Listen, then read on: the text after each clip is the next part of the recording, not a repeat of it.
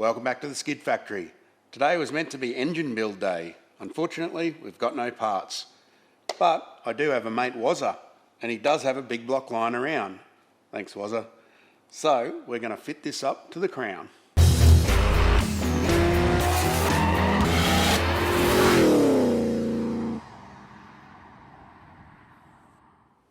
So as I said earlier, we are supposed to be doing an engine build at the moment, but we're missing some parts. There was some extra machining to be done, which took a bit longer, so we couldn't get that done in time. So instead, we're going to use our time better by borrowing Wazza's Shafroth 598 cube big block. It's a massive cube engine, but it is based on a normal deck height block, which is what mine is. That's going to be perfect to get the space that we need and work out what to cut up. I'm going to bolt it up to the Hughes Power Glide that I had built. This is basically a tick all the boxes, aftermarket case, all the good bits. I basically just said, I don't want it to break, just do everything. So I don't know exactly what's inside it, but there's not a lot inside a Power Glide anyway. That's why why they work so well and why people like them, because that with some strong internals and a good converter, which is the key to a good glide, and they don't break and they're fun to drive. To get all this stuff in there, I've also made another purchase, which is probably going to be needed. It's a Unimig plasma cutter. When you try and cut up engine bays, they can be a complete pain in the ass because there's a lot of complex overlaying of parts welded on, and you just can't get at everything, and you end up going through 5,000 cutting discs and just to try and get the bits away that you need to cut off. So plasma cutter makes it much easier because it does not discriminate about space. It'll just cut off anything that you pointed at. So you obviously got to be careful of what you're doing and plan the job and stuff, but it does make it a lot easier, and that is it's one of the better ones. It's sort of not really a hobby grade one. I've already had a hobby one which we wrecked, so I thought I'd upgrade to a decent one. So we've got a bit of space here, but big blocks are big. That's why they're called big blocks. We'll start by cutting away the old engine mounts and stuff that obviously aren't going to be any use. But before we do that, we've got to take off all this front and everything. These all unbolt, so it's like an older GM car. Everything is just bolted on, so you can just remove this entire support panel. That'll make it easy for us to just walk in and out, because we will have to put it in and out probably about 5,000 times. And I'm hoping that this is not going to turn into another Torana, Hucko, Bedford, pretty much everything that we do. I'm hoping it's going to fit easy. How about that? But we'll see.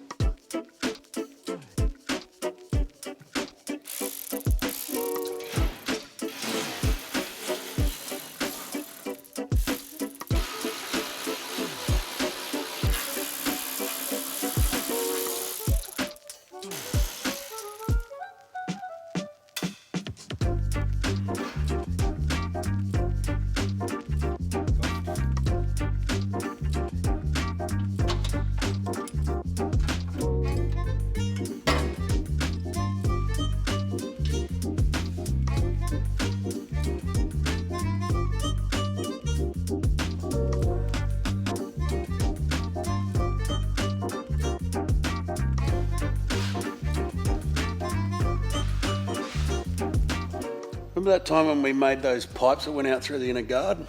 What, on Camden Nova? Yeah. Is that what you're going to have to do? That might be a thing.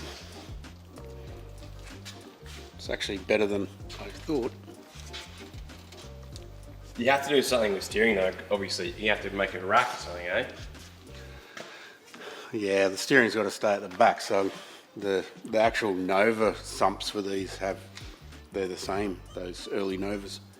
They have a slot in them where the steering goes in and out, so I'm thinking something like that, or I just bought a cheap sump off eBay just to chop up and maybe move the well to the middle. That's where these are supposed to be, as long as there's room for the actual oil pump in the back, because it's inside the sump. off the rear main cap. But it's not terrible. In comparison to a 2JZ. Well, this is where the 2JZ crank pulley was. Oh, have you already sculpted that out? Yeah, it was rusty, so rust repair. Oh, rust repair has been done there. As you know, it happens. Welcome back to the Skid Factory Engine Weight Sweepstakes. Try saying that 3 times fast. Here we have a Shafarov 598 big dog, big block. Big dog! Alloy heads, alloy inlet manifold. How much do you think this weighs? You can probably Google what a big block weighs if you want to know exactly what this is. Also in kilograms, let us know in the comment section. I'll take a photo of that. What does the winner get? Put a comment below, let us know what your guess is. What does the winner get, Alan? I don't know. What do we got to give away? I reckon that will pin your comment. How about that? Sounds good. We'll pin you. But that doesn't sound like very good motivation to me. But here we are in YouTube land. Comment!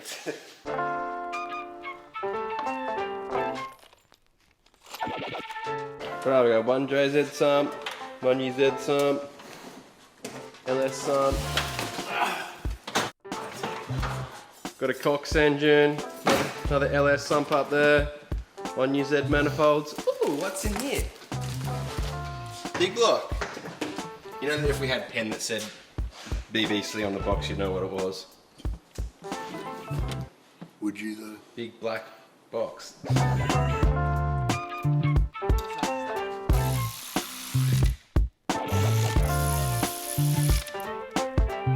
Why are you so big?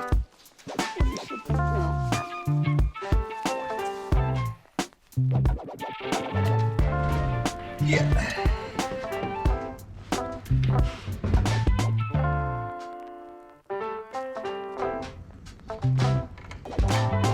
All right, fitment number 2. We've got the Hughes Glide on there now. That's kind of balancing it out a bit better, so we're able to sort of centre it in the back and figure out what the maximum height is with the tunnel, which we can also bash, of course. But it fits pretty good, and I'm actually pretty surprised how well this engine fits considering how freaking huge it is, and this car was meant to have a tiny little straight 6 in it, so thumbs up so far. Got some cutting to do, but this particular engine's got a big Morosso sump on. It's got windage sort of chambers in the side of it, which my sump probably won't have, but I'll just make it clear that and then we'll work it out from there.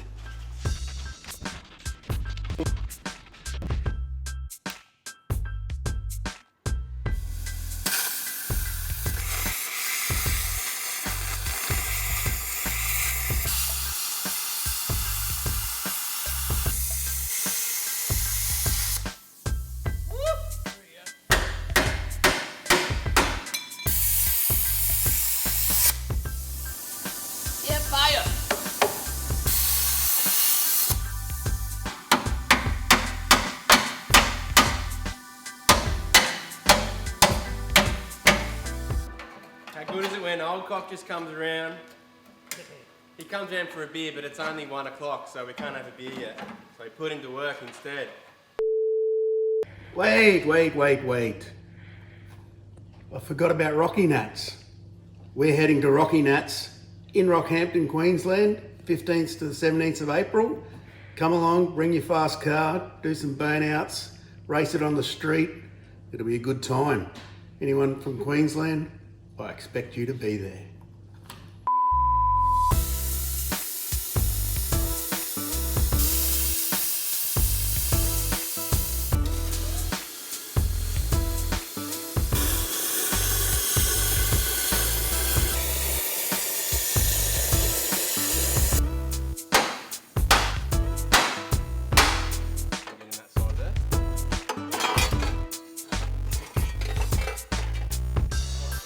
Oh, look at that rust repair there. Nice. Rust is a problem in that little bit of the chassis when you put a 2J in. Same like this one.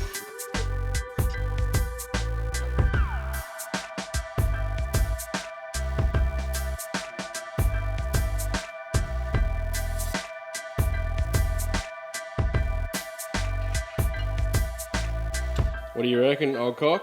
Yeah, it looks alright. Looks alright. I can have fun making those pipes. We always have fun making pipes. Yeah. Turbos would fix that, Al. Log manifolds. Yeah. Yeah, Alcock got nothing to do. He can come and make some pipes. I can't remember how to do that. We got the engine in there with the help of a plasma cutter, Alcock, Roger, and a crane, Not me, huh? and Woody. We just got it sitting on the factory, like the crown rear cross member, the gearbox cross member.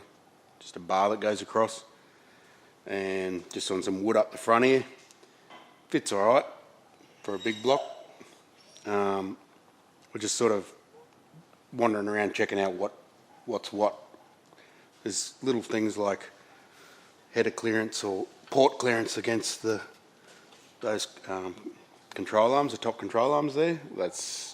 These are on a big angle, so you sort of have one that protrudes further inwards.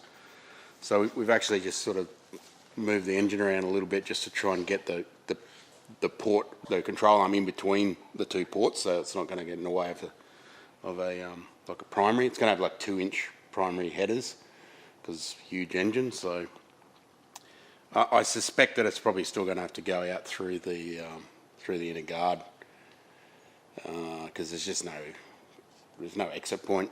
We tried to put the original manual steering box in there, but it's got no space, so I probably will have to go with the steering rack now. We'll stick it up in the air and have a squeeze underneath and see what things look like under there. The power glide looks like it's got plenty of space, so that's one good thing. Massive engine, small gearbox.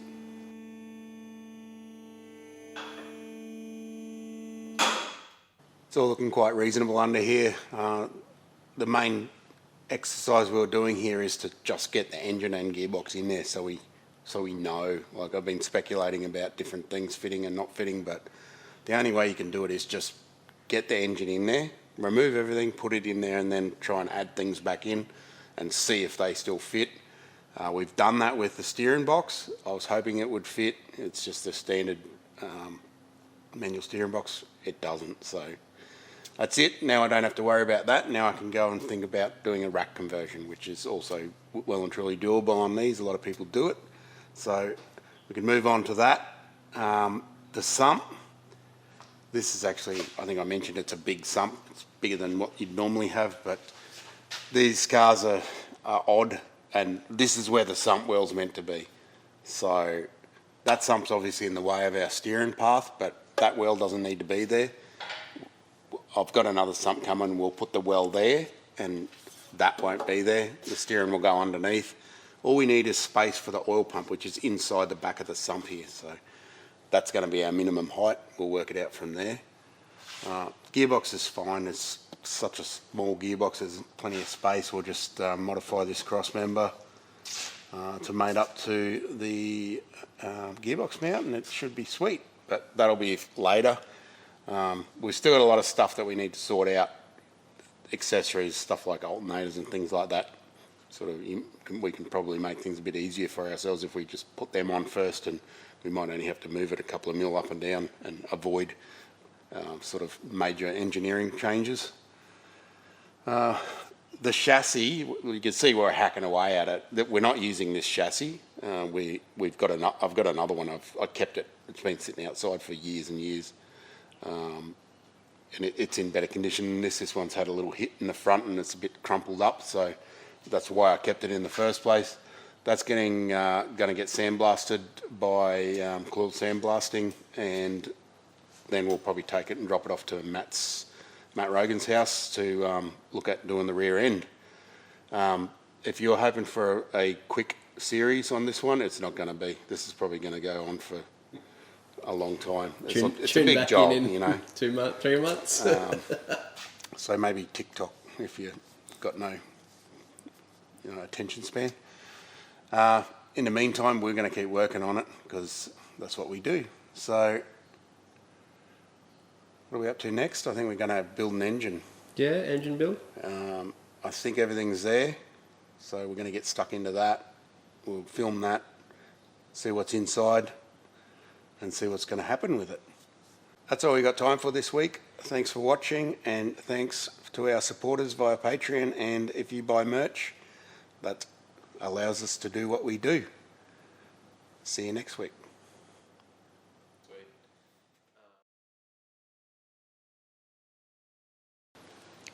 Did anyone guess the colour last week or not? I don't know if anyone did in the comments. It depends how specific you want to be about it. Yeah, true that. Old front-wheel drive, not old, 10-year-old front-wheel drive car, John Medill Toyota, Noosaville parking lot 10 years ago. demonstrator. How else do you choose a colour? 200 kilowatts, mate. There's so many colours. You just drive around until you see one you like and then paint coat it and off you go. What about like Mazda 3 red, that crimson or something? The Mazda 3 red, the one that's where it's got no clear coat. Oh no, that's patrol red. Before we bail out, shout out to Let Me In Locksmiths. Mate Ian over here. He's done me a mad favour. We've cut Al a new key. Oh, fancy Porsche keys there, Alan. Jeez. Where's the Porsche hat? No one's got you a Porsche hat yet. I looked on eBay.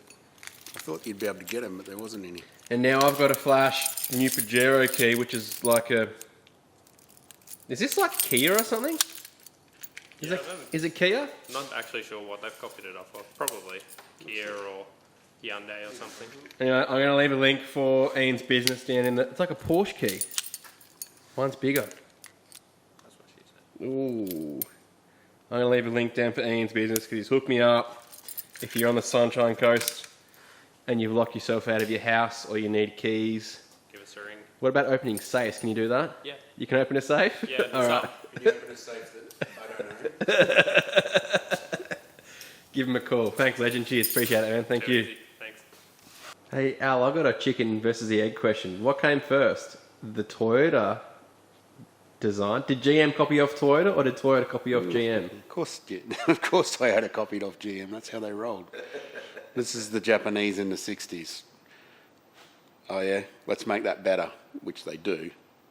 Or let's copy off that and make it so it's built better, which they do. Except for the engines at the time, they were pretty crap, but you get that? Are you ready to rock? Queensland's biggest car festival, Rocky Nats, hits the region Easter weekend 2022. Burnouts, drifting, street drags, show and shine, street parade, dyno comp, bikes and much more. Do not miss this event. Tickets on sale now. rockynats.com.au. Wait.